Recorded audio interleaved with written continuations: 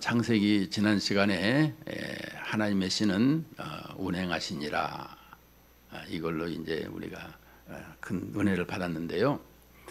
오늘은 그 왕 같은 제사장입니다. 그 왕 같은 제사장인데 특별히 지난 시간에 그 운행하시니라라는 것을 한번 돌이켜 볼 때에 그 하나님의 운행한다라는 뜻이 뭐냐라고 하면은 알을 품다라는 말이었습니다. 알을 품으면 어떻게 되죠? 부화가 되죠. 그래서 그 알이 태어나서 자라고 또 이렇게 양육되어서 날아다니고 또 그 일을 행하는 것을 이것을 하나님 편에서 하나님이 이끌어 주신다라는 것으로 이렇게 지난 시간에 말씀을 드렸어요. 그러니까 알을 품는 것은 우리 그리스도인들, 우리 이스라엘 민족들 모든 하나님의 자녀들 이렇게 알을 품어서 이렇게 양육되어서 여기까지 왔다, 이런 얘기를 하였습니다. 자, 그러면 오늘은 이 24절부터는 이제 여섯째 날로 들어가는 건데요. 우리가 이 창세기에 6일 창조 7일째 안식이라 이렇게 말씀해 주고 있습니다. 그러면 첫째 날, 둘째 날, 셋째 날을 우리가 한번 생각해 볼 때 그것은 특별하게 하나님께서 어떤 영역과 그 공간을 만드신 날입니다. 첫째 날은 빛, 둘째 날은 궁창, 셋째 날은 씨 맺는 과목. 그러면 그 빛이라는 그 영역 안에 해와 달과 별을 이렇게 영역을 만들어서 그 안에 들어가게 했어요. 궁창은 하늘의 물과 땅의 물이 있다 그랬어요. 그래서 드러나고 거기에는 하늘에 새가 살고 바다에는 이렇게 우리 땅에 이 물속에 살아가는 어조류를 하나님께서 만들었어요. 둘째 날 궁창과 이 넷째 날에 이렇게 다섯째 날에 만들어 주셨죠. 이제 셋째 날은 씨 맺는 과목인데 그것은 여섯째 날에는 동물과 사람이 이렇게 그 씨 맺는 과목을 만들면서 그 영역에 동물과 사람이 먹을 수 있도록 이렇게 만들어 주시는 것이죠. 그러니까 첫째, 둘째, 셋째 날에 각 영역에 넷째 날, 다섯째 날, 여섯째 날 이렇게 만들어 주셨다라는 것입니다. 근데 그 맨 마지막 날에 사람을 만들었다라는 것이 오늘의 주제인 것입니다. 자, 먼저 보게 되면 24절부터 보십시다. 하나님이 이르시되 땅은 생물을 그 종류대로 내되 가축과 기는 것과 땅의 짐승을 종류대로 내라 하시니 그대로 되니라. 하나님이 말씀으로 이렇게 하시니까 종류대로 내라 하면은 그대로 된다, 이런 말씀이에요. 다섯째 25절에도 하나님의 땅의 짐승을 그 종류대로 가축을 그 종류대로 땅에 기는 모든 것을 종류대로 만드시니 하나님이 보시기에 좋았더라. 하나님이 말씀하시면 돼요. 그런데 26절, 27절에 이제 중요한 대목이에요. 하나님이 이르시되 우리의 형상을 따라 우리의 모양대로 우리가 사람을 만들고 그들로 바다의 물고기와 하늘의 새와 가축과 온 땅에 기는 모든 것을 다스리게 하자 하시고. 자, 우리의 형상을 따라 우리의 모양대로. 이제 여기서 보면 형상과 모양, 이 부분은 무슨 뜻이냐. 형상은 좀 알겠는데 모양이라고 할 적에 이런 부분을 우리가 어떻게 이야기하느냐. 뭐 글자만 다르지 다 똑같지 않냐, 이렇게 얘기하는 사람이 있습니다. 근데 성경 기자가 왜 이렇게 다른 용어를 썼을까? 히브리 말로 첼렘, 형상이라는 단어와 모양이라는 데무트라는 이 히브리 말을 쓰고 있어요. 그러면 이 형상이라고 하는 이 첼렘은 이 어근이 색이다라는 거, 이게 조각을 하다, 이게 색이는 이런 모습을 설명해 준다라는 거예요. 그러면 이 형상이라고 하는 것을 왜 이렇게 만들었을까? 이 단어를 쓰고 있는 것일까? 우리가 한번 깊이 생각을 해볼 수가 있어요. 우리는 형상이라고 할 때 그냥 하나님과 마주보는 이런 관계성을 쉽게 얘기를 했습니다. 근데 오늘 성경을 좀 이렇게 잘 이해하고 넘어가야 되니까 이 형상이라고 하는 것은 우리가 하나님을 닮은 이런 모습을 설명해 주고 있어요. 그래서 이 색이다라는 단어, 이 첼레메라는 단어를 보게 되면 예를 들어서 우리가 여기 미국에 가도 또 여기 강남에 가도 도산 안창호가 있습니다. 네, 안창호 거리가 있고 이게 동상이 있어요. 그러면 우리가 한번 생각을 해보자고요. 이 동상이라고 하는 것은 새겨서 만들어놨지만 이 새기는 것은 뭘까요? 그 사람을 기억하자라는 것이 되는 것입니다. 그런데 그 속에 생명이 있나요? 생명이 없어요. 생명이 없는 거 그 우상이 되지 않을 우상이 될 수도 있죠. 그러나 우리가 그것을 볼 적에 이렇게 안창호라는 그 사람을 국가를 위해서 이렇게 열심을 헌신한 사람이었구나. 이것을 우리가 알 수가 있잖아요. 그러나 동상이 사람은 아니고 안창호는 아니죠. 그러나 그걸 봄으로써 그런 생각을 가진다라는 것이죠. 이것은 다시 말씀드리면 형상이라고 하는 것은 우리 그리스도인들, 우리가 하나님의 백성들을 이렇게 하나님의 형상으로 새겼다라는 것입니다. 그러면 다른 사람이 볼 적에 우리가 하나님의 자녀로서 저렇게 살아야 되는 거구나. 이것이 인식이 돼야 된다는 얘기예요. 동상을 볼 때 이런 학교도 설립자가 있고 또 저기 우리나라를 위해서도 이렇게 헌신한 사람이 있구나. 이런 생각을 가지듯이 우리가 하나님의 백성으로서 우리의 형상을 따라 우리를 만들었다라는 것은 저분을 보니까 하나님이 이렇게 살아계시고 하나님이 이렇게 역사하시는 것 같아. 이런 모습이 돼야 된다라는 거예요. 그것을 우리는 이 빌립이 얘기를 했죠. 예수님, 우리 하나님을 좀 보여주십시오. 아니 나를 본 자는 아버지를 보았거늘 왜 보이라 하느냐. 우리의 영안이 어두워졌다라는 것이죠. 지난 시간에도 우리가 보는 것은 이렇게 혼돈과 공허와 흑암이 있다 그랬어요. 자, 혼돈이 뭐예요? 뭔가를 이렇게 만들어지지 않은 상태. 그래서 이 부분에서 질서 있게 만들고 그 다음에 그 공허한 것을 채우고 그랬을 때에 흑암이 물러가는, 이것은 우리 그리스도인들의 상황을 설명해주고 있다는 거예요. 뭐냐 그러면 이 모세오경을 기록할 때에 하나님께서 모세를 시내산에 불러서 기록을 했는데 너희들의 신앙 상태, 이스라엘 민족의 그 공동체가 하나님이 없는 이런 모습을 가지고 있지 않느냐. 그것을 창세기에 기록하면서 이렇게 혼돈과 공허와 흑암이라는 것을 설명해 죽을 때 하나님의 신은 운행하시니라 이렇게 설명을 했다라는 것이죠. 창조하는 개념 속에 우리가 지난 시간에도 설명했지만 우리가 이렇게 하나님이 없는 신앙생활, 하나님이 있어도 아주 멀리 있고 내가 신앙생활이 다르더라는 것을 설명해 주고 있어요. 창세기에서부터 그리스도의 복음으로 시작한다고 설명했어요. 그런데도 우리는 그런 부분에 대해서 그냥 역사적으로 오실 예수님 이것만 생각하는데 태초에 하나님이 천지를 창조하시니라. 태초에 브레시트 바라 할 때 브레시트 이 전치사 빼고 레시트라는 단어가 시작이라는 단어인데 그 시작이라는 단어가 고린도전서 15장 20절에 보면 첫 열매를 얘기한다고 그랬어요. 첫 열매, 그리스도의 부활의 첫 열매, 바로 그리스도로부터 시작이 된다라는 것을 이렇게 창세기 1장에서 시작한다고 그랬어요.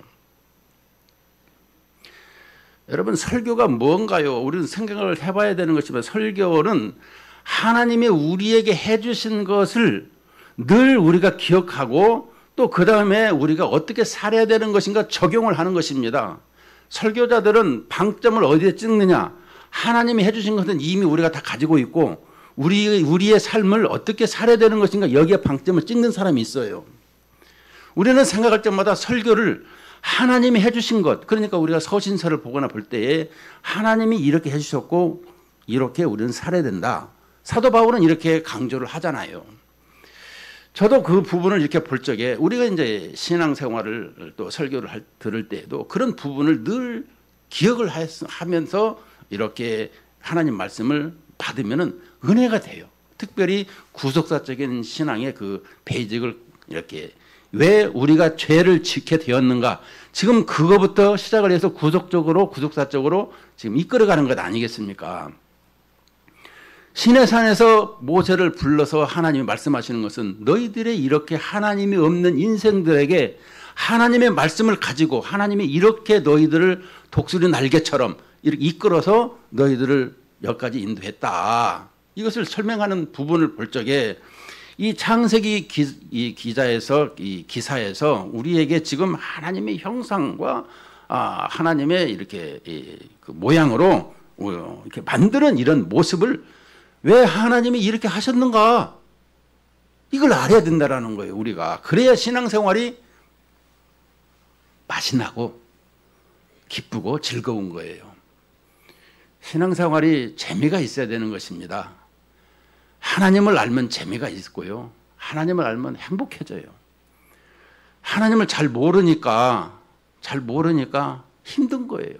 여러분 우리가 공부할 때도 그러지 않습니까? 내가 이렇게 한마디를 들을 때마다 깨달게 되면 너무 이게 행복해하고 빨려 들어가요. 이렇게. 그래서 그것을 더 잘 알고 그것을 막 말하고 싶어도 신바람이 나는 거예요. 마찬가지로 하나님의 말씀이 이래야 된다라는 거예요. 무거운 마음으로 왔지만 하나님의 말씀을 들을 때 그것이 깨달아지는 그것은 이제 성령 하나님의 역사이신데요. 그래서 우리가 그것을 구해야 되는 거예요. 하나님 오늘 예배에 성공하기를 원합니다. 내가 이 세상을 살면서 늘 하나님을 예배하는데 예배의 성공자가 되기를 원해요. 이런 모습으로 또 생각으로 마음으로 주님 앞에 기도하면서 받을 때에 하나님께서 우리에게 새로운 힘을 공급해 주신다라는 거예요. 오늘 또 이렇게 하나님의 형상이 뭐예요? 색이다라는 말씀처럼 우리가 하나님의 형상으로 이렇게 하나님의 폼으로 새겼다라는 것입니다.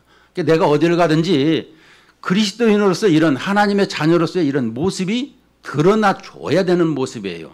그런데 또다시 보니까 이 모양대로라고 하는 것이 있습니다. 예, 하나님의 형상과 형상을 따라 우리의 모양대로. 그러니까 우리라는 것은 이 복수를 쓰고 있어요. 하나님의 복수인 성부, 성자, 성령 삼일째 하나님께서 형상을 만들고 모양을 만들자. 자, 형상은 지금 아까 새기는 것처럼 말씀했어요. 그럼 모양은 또 뭐냐?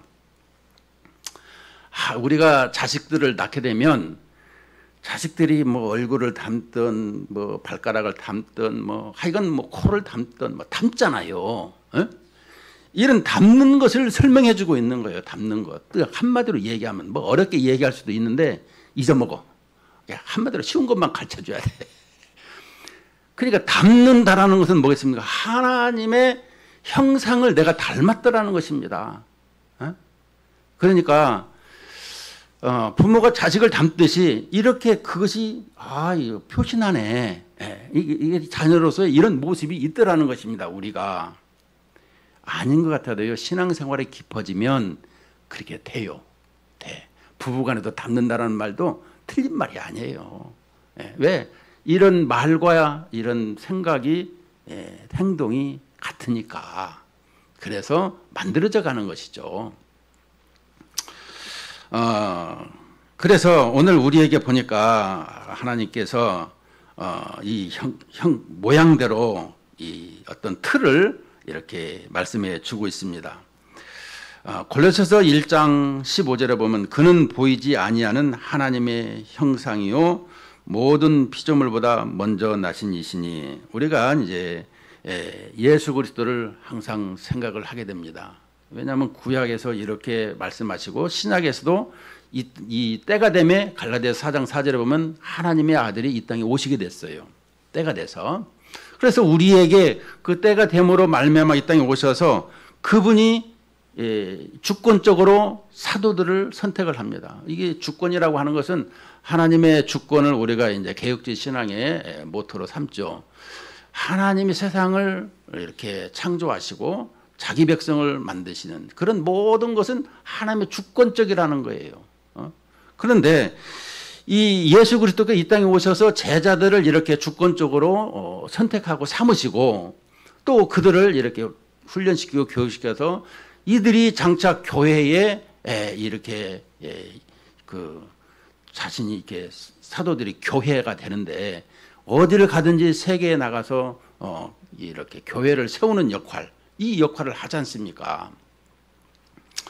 그런데 그 예수님께서 이 골로새서 기자를 보게 되면은 골로새서는 우리가 잘 아는 사도 바울이 기록을 했죠. 그런데 사도 바울이 예수님을 만난 후에 이 13편의 그 서신을 썼는데요. 그 골로새서를 보게 되게 되면 그는 보이지 않는 하나님 형상이라는 것은 예수님은 보이지 아니하는 하나님의 형상이다. 이것을 우리에게 보여주고 있어요. 또 모든 피조물보다 먼저 나신 이시니 이렇게 예수님 나신다라는 것이 아니라 예수님이 먼저 계셨다라는 표현을 설명해 주고 있습니다. 영원 전부터 존재하신 예수님을 설명하고 있는 것이죠. 우리에게 있어서 이 예수님으로 말미암아 이렇게 우리에게 형상을 보여주시는 것은 우리가 깊이 생각을 해봐야 되는 것입니다. 예수님에 대해서 우리가 안다고 하지만 부분적으로 알 때 또 더 많이 깊게 높게 넓게 이런 광폭적인 것을 우리가 생각할 때 우리 신앙이 더욱더 깊어지고 또 돈독해지는 것을 볼 수가 있는 것입니다. 우리에게 있어서 이 예수님은 이 땅에 이 부활의 첫 열매로 우리에게 보여주시고 또 우리에게 그 하나님의 형상을 잘 설명해 주신 것을 볼 수가 있는데 로마서 8장 29절에 보면 하나님이 미리 아신 자들을 또한 그 아들의 형상을 본받게 하기 위하여 하나님이 미리 아신 자들을 또한 그 아들의 형상을 본받게 하기 위하여 미리 정하셨으니 이는 그로 많은 형제 중에서 맏아들이 되게 하려 하심이라. 자, 예수님께서 이 땅에 오셨는데 예수님은 독생자 외아들이죠. 그런데 여기에 로마서 8장 29절에서 말씀하는 것은 아들의 형상을 본받게 하기 위하여 또 형제 중에서 맏아들이 된다라는 것은 그 맏아들이면은 그 다음에 아들이 있을까요, 없을까요? 분명히 있는 것이죠. 많은 아들 중에 맏아들이라는 것은 그것은 우리에게 이 부활의 첫 열매처럼 첫 열매 다음에 계속해서 열매가 있듯이 맏아들 다음에 계속해서 그 우리의 모든 예수 그리스도를 믿는 우리 그리스도인들을 설명하는데 대표가 되는 맏아들을 이렇게 설명해 주고 있습니다. 그런데 그리스도는 하나님의 형상이다라고 할 적마다 우리는 그 형상을 잃어버린 것을 우리가 고린도후서 4장 4절에 이렇게 설명을 해주고 있습니다. 그 중에 이 세상의 신이 믿지 아니하는 자들의 마음을 혼미하게 하여 그리스도의 영광의 복음의 광채가 비치지 못하게 함이니 그리스도는 하나님의 형상이니라. 다시 고린도후서 4장 4절에 보면 그 중에 4장 3절부터 보도록 하겠습니다. 만일 우리의 복음이 가리었으면 망하는 자들에게 가려진 것이라. 그 중에 이 세상의 신이 믿지 아니하는 자들의 마음을 혼미하게 하여 그리스도의 영광의 복음의 광채가 비치지 못하게 함이니 그리스도는 하나님의 형상이니라. 자, 이 세상에 신들이 있어요. 여러분 신 하게 되면 이렇게 영어로 god죠. god인데 소문자는 잡신을 얘기하지만 대문자는 하나님을 지칭하고 있어요. 우리가 뭐 이렇게 왜 이 얘기를 하냐? 어떤 가수들은 뭐 god도 있다고 그래갖고 이렇게 얘기하는데 그건 잡신 얘기라 이 말입니다. 참신은 god 대문자를 쓰는 것이죠. 우리가 이 하나님의 형상을 본받지 못하도록 복음의 광채가 비치지 못하도록 이 잡신들이 우리의 생각을 이 순간에도 혼미케 하는 게 있더라는 거예요. 왜 혼미케 하는 게 뭐겠습니까? 돈 생각하고 또 오늘 뭐 먹을 생각하고 어디 가서 쇼핑할 생각하고 누구를 만날 생각하고 여러 가지 잡다한 생각이 나를 혼미케 한다라는 것입니다. 영광의 복음의 광채가 이렇게 들어가는 데 있어서 투여되지 못하게 자꾸 차단시키고 있더라, 이런 것을 설명해 주고 있는 거예요. 우리가 신앙생활을 하면서 이런 부분이 너무나 많이 느껴요. 특별히 예배하는데, 여러분 예배를 드리면서 예배에 성공하면요 아주 행복합니다. 그런데 그 예배에 성공하지 못하도록 늘 이렇게 세상의 잡신들이 나를 이렇게 생각을 빼앗는, 또 하나님 앞에 집중하지 못하게 하는 이런 모습을 보게 되는 것이죠. 그래서 오늘 우리에게 보게 되면 이 하나님의 형상을 따라서 우리에게 지어져서 하나님의 형상을 예수 그리스도로 말미암아 회복하는, 그래서 우리가 하나님의 자녀답게 살아가는, 이것을 설명해 주고 있더라, 이런 말씀입니다. 자, 그 다음에 그러면 27절에 보면 하나님이 자기 형상 곧 하나님의 형상대로 사람을 창조하시되 남자와 여자를 창조하시고, 여기서 남자만이 아니라 여자도 동일하게 형상과 모양으로 창조하셨다라는 거예요. 동일한 거예요. 그리고 하나님이 그들에게 복을 주시며, 자, 복. 여러분 복 받기를 원하죠. 왜 제가 이 복에 대해서 또 생각을 해보냐면, 복이라고 하는 것은 요즘엔 인터넷 검색하면 참 너무 잘 나왔어요. AI가 참 좋긴 좋아요. 응? AI가 좋아. 복 치면 바라크 탁 나와. 응? 내가 말하기도 전에 이 히브리 말로 바라크인데, 그 바라크는 뭐냐? 하나님께 예배하다, 경배하다, 찬양하다라는 뜻이에요. 우리는 복의 사람인데 하나님을 경배하고 예배할 때에 복이 임한다라는 거예요. 내 얘기가 아니고 하나님께서 말씀하신 거라니까. 자, 시편 95편 6절을 한번 찾아보십시다.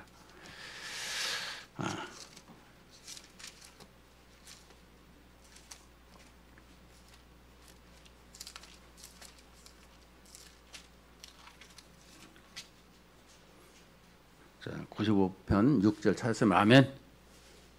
아직도 찾아요? 자, 95편 6절 찾았으면 다 같이 합독하십시다. 시작. 오라, 우리가 굽혀 경배하며 우리를 지으신 여호와 앞에 무릎을 꿇자. 자, 우리에게 있어서 우리가 굽혀 경배하며 우리를 지으신 여호와 앞에 무릎을 꿇자. 자, 바라크가 복이 뭐라 그랬어요? 하나님을 찬양하다, 경배하다, 그분 앞에 무릎을 꿇는 것, 이것이 복이라는 거예요. 우리 창조된 우리 피조물은 하나님을 항상 경배하고 우리를 지으신 여호와 앞에 무릎을 꿇는 것이 복된 삶이다, 이런 말씀인 거예요. 근데 세상에서 이 선악과를 따먹으라고 한 사탄은 뭐라 그러죠? 네가 그걸 먹는 날에는 너도 하나님처럼 돼. 우리 자신을 늘상 지금도 네가 가진 것이 뭐가 부족하냐. 늘상 나를 이렇게 충동질을 시키고 또 부채질을 시키고, 이런 것은 사탄이 하는 역할이에요. 하나님 앞에 이렇게 겸손하게 무릎 꿇고 낮아지는 이런 모습을 가져야 되는 것이 이게 우리 그리스도인들의 삶인 거예요. 근데 우리는 그런 것을 자꾸 잊어버리고 내 생각을 많이 이렇게 앞세울 때가 있어요. 요즘에도 보게 되면 예수를 믿는 사람들인지 아닌지 세상 사람들도 이렇게는 하지 않는데, 이건 좀 이런 생각을 많이 가지고 있습니다. 자, 그래서 28절에 보면 복을 주시며, 복이라는 것은 한번 우리 다 같이 한번 읽어볼까요? 히브리 말로 바라크. 네, 바라크. 이제 이 나중에 핸드폰 가서 딱 쳐봐요. 그러면은 구글에 치면 잘 나와요. 그래서 그 경배하는 그런 부분을 자세히 더 설명이 되어 있으니까. 그런데 우리가 이 복이라고 하는 것은 우리가 이 시편 1편이라든가 또 이 요셉의 그 일대기를 본다든가 할 때에 하나님이 함께 하심이 복이라 그랬어요. 항상 제가 여기서 어근으로 보게 되면 하나님 앞에 무릎 꿇고 하나님을 경배하는 것을 통해서 우리가 하나님과 함께하는 이런 것이 복이다라는 개념인 것입니다. 자, 그 다음에 하나님이 그들에게 이르시되 생육하고 번성하여 땅에 충만하라, 땅을 정복하라, 바다와 물고기와 하늘의 새와 땅에 움직이는 모든 생물을 다스리라 하시니라. 이 서철원 박사의 이 주석책에 보게 되면은요, 이 부분을 이렇게 대리 통치자 왕으로 세웠다라는 것과 멸류관을 만들어 주셨다 이렇게 설명을 하고 있어요. 왜냐 그러면 이 생육하고 번성하고 또 충만하고 특별히 정복하라라고 하니까 이 정복하라 그러니까 다른 나라를 그냥 제국주의로 이렇게 들어가서 땅 따먹게 하고 사람을 억압하고 괴롭히는 이런 모습을 보게 되는데요. 정복하라니까 또 이렇게 그 해석을 하는 사람이 있어가지고 그래서 우리가 19세기 때만 하더라도 세계의 열강들이 이렇게 정복하는 것을 보죠. 물론 이제 어떻게 보면 하나님께서 역사하시지 않았나. 왜냐하면 이렇게 우상들을 섬기니까 힘으로 이렇게 들어가서 그들을 그리스도로 이렇게 살아가도록 그리스도인으로 살아가도록 하는 것도 보게 되죠. 그래서 그렇게 하는 것도 있는데 어쨌든 간에 이것은 성경에서는 원리는 그것이 아니라 예수님께서 철저하게 십자가로 말미암아 이렇게 순종하고 또 희생하고 그래 대속하여서 우리의 죄를 우리를 구원하시는 것처럼 우리의 삶이 세상에 억압을 하는 것이 아니라 이렇게 섬기는 마가복음 10장 45절에 그렇잖아요. 인자가 이 세상에 온 것은 섬김을 받으려 함이 아니라 도리어 섬기려 하고 많은 사람의 대속물로 주려 함이라 이렇게 말씀하시잖아요. 만왕의 왕이 이 땅에 오셔서 이렇게 섬김을 받으려 함이 아니라 도리어 섬기려 하고 많은 사람의 대속물로 주려 함이라. 이 말은 우리가 베드로전서에서 보면 우리가 왕 같은 제사장이라 오늘 제목도 그렇잖아요. 실은 우리가 이게 왕으로서의 지금 이렇게 멸류관을 지금 세우셨다 그랬어요. 대리 통치자로. 그런데 우리가 그 에덴 동산에서 쫓겨나죠. 그래서 쫓겨나서 우리가 다시금 회복하는데 예수 그리스도를 통해서 회복이 되는 이런 모습을 가지고 있습니다. 그런데 먼저 우리에게 보게 되면 여기 이렇게 정복하고 또 다스리라 이것을 볼 적마다 왕권을 허락하시는 것을 볼 수 있죠. 근데 그 왕권이 이렇게 우리가 반역함으로 말미암아 이제 이 하나님을 멀리 떠나서 살아가는 인생들에게 다시금 예수 그리스도를 통해서 예수 그리스도를 믿음으로 말미암아 나의 왕으로 영접함으로 말미암아 다시금 예수 그리스도의 나라의 자녀로서 또 권속으로서 살아가도록 인도해 주셨더라. 그래서 예수 그리스도의 이름을 의지해서 온 사람들이 여기 이렇게 공동체 무리가 아니겠습니까? 이게 하나님의 나라인 것이죠. 자, 그 다음에 우리가 이 부분을 하나님이 이르시되 내가 온 지면에 씨 맺는 모든 채소와 씨 가진 열매 맺는 모든 나무를 너희에게 주노니 너희의 먹을거리로 거리가 되리라. 또 땅의 모든 짐승과 하늘의 모든 새와 생명이 있어 땅에 기는 모든 것에게 내가 모든 풀들을 먹을 거로 주노라 하니 그대로 되니라. 자, 우리에게 늘 이 본문을 생각할 때마다 우리에게 이 형상과 모양으로 창조하시고 또 정복하고 다스리는 이런 권한을 주셨는데도 불구하고 우리가 그것을 잃어버린 그 삶을 우리는 어떻게 회복하고 어떻게 살아갈 것인가, 이게 이제 우리의 이 문제인 것이죠.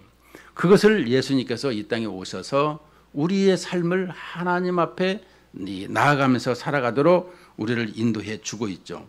특별히 생육하고 번성하고 충만하고 정복하라 이 말씀을 보게 되게 되면 우리가 이 어디를 가든지 억압된 곳에 들어가는 곳마다 우리 그리스도인들이 들어가는 곳마다 새로운 생명이 이렇게 잉태되어지고 삶이 살아나는 이러한 모습을 볼 수가 있는 것입니다.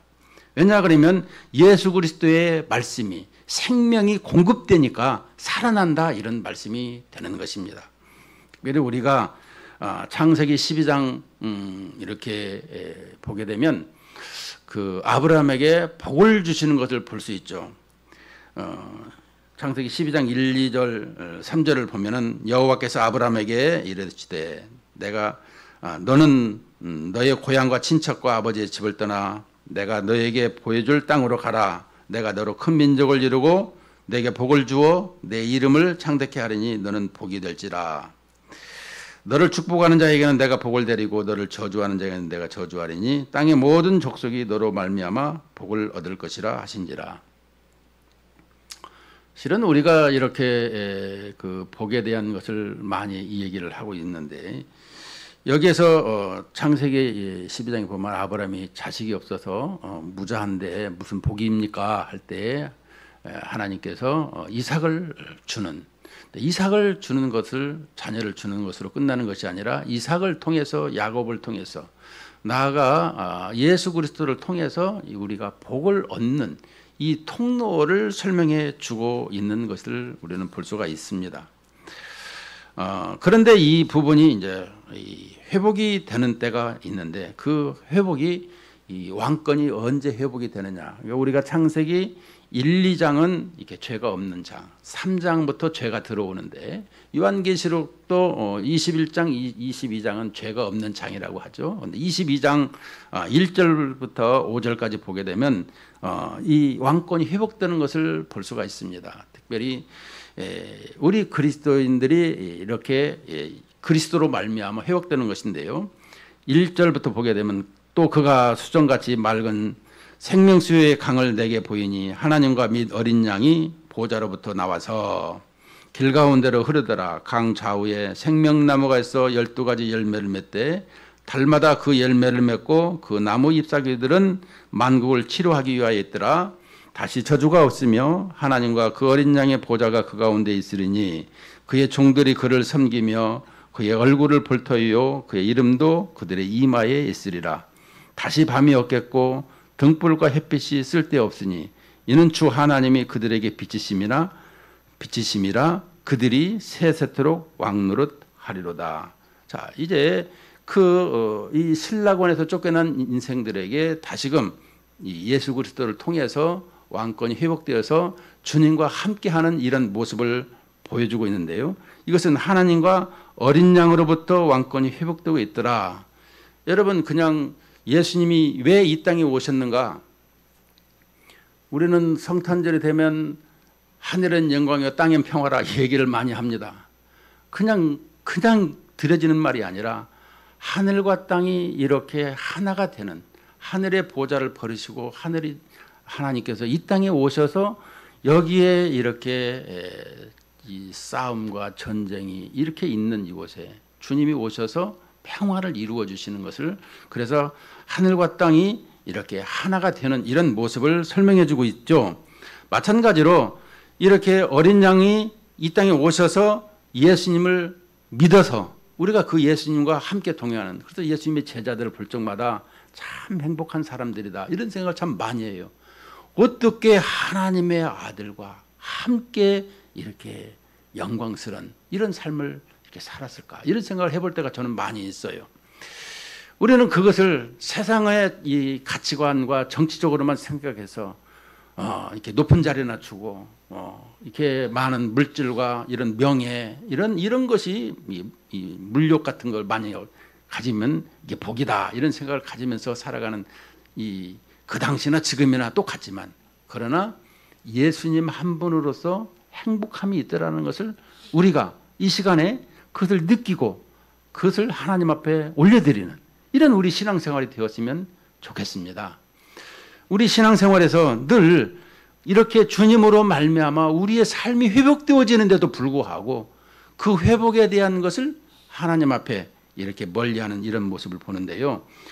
그것을 예수님이 이 땅에 오셔서 십자가로 말미암아 우리에게 주어진 그 사건을 베드로는 베드로전서 2장 9절 10절에서 그러나 너희는 택하신 족속이요 왕같은 제사장들이요 거룩한 나라요 그의 소유가 된 백성이니 이는 너희를 어두운 데서 불러내어 그의 기이한 빛에 들어가게 하신 이의 아름다운 덕을 선포하게 하려 하심이라. 너희가 전에는 백성이 아니더니 이제는 하나님의 백성이요 전에는 긍휼을 얻지 못하였더니 이제는 긍휼을 얻은 자니라. 여러분, 제사장이 하는 일은 뭐예요? 이 다른 사람의 다른 사람을 대신해서 희생 드리는 거 아니겠습니까? 그러니까 우리 이 왕 같은 제사장을 얘기할 적마다 예수님을 항상 우리가 기억하면 이해력이 빨라져요. 아, 제사장. 아, 우리를 위해서 이렇게 십자가로 대성물이 되셨다. 이것을 우리가 가지면 되는 것입니다. 그래서 왕 같은 제사장이라는 것은 항상 드려지는, 우리가 이런 부분을 가져야 돼요. 여러분, 우리가 기도라는 것을 늘 생각을 하는데요. 저는 가끔가다 생각할 때가 이런 게 있어요. 저기 통합측 아름다운 교회 담임 목사님이 성도들이 암이 걸리면은 하나님 기도하면 낫는다고 이렇게 그랬다가 정작 자신이 암이 걸리니까 충격을 받은 거예요. 그래서 교회도 사임을 하고 이렇게 설교 연구원을 이렇게 하는 것을 볼 수가 있는데요. 우리는 우리 자신이 이렇게 충격받은 일을 한번 생각을 해봐야 돼요. 이렇게 많은 책들이 나와 있죠.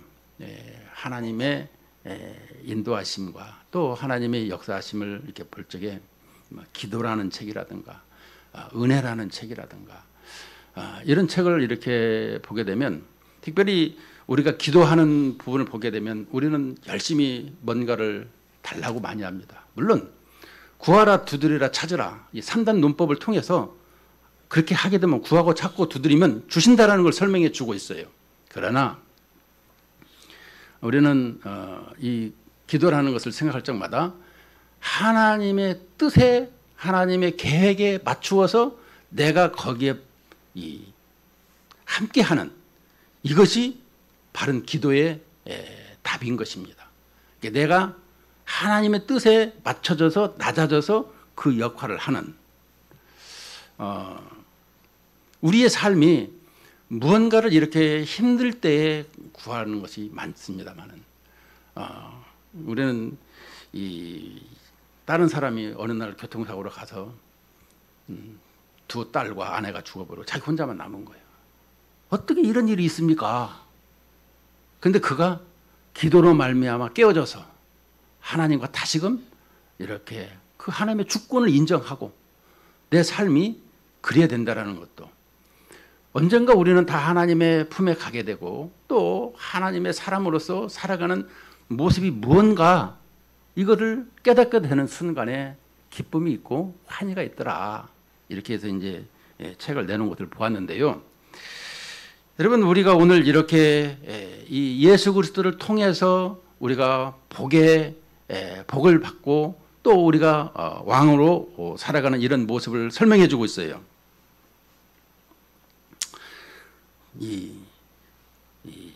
오늘 본문에서 가르치는 결론은 뭐냐? 그리스도를 통한 생명을 가지고 우리가 어디를 가서든지 많은 사람을 살리고 회복시키는 역할을 가지는 것이 우리가 해야 할 일이다. 이것을 설명해 주고 있는 거예요, 결론은. 왜냐?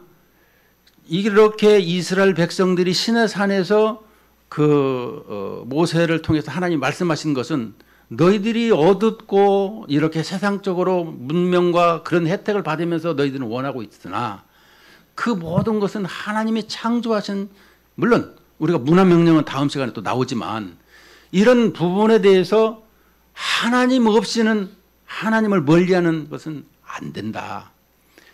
늘 창조자에게 하나님 앞에 나와서 복받는 인생. 왜냐하면 우리를 만든 것은 우리에게 복을 주시고 28절에서 복을 주시려고 우리를 창조하셨다라는 거예요.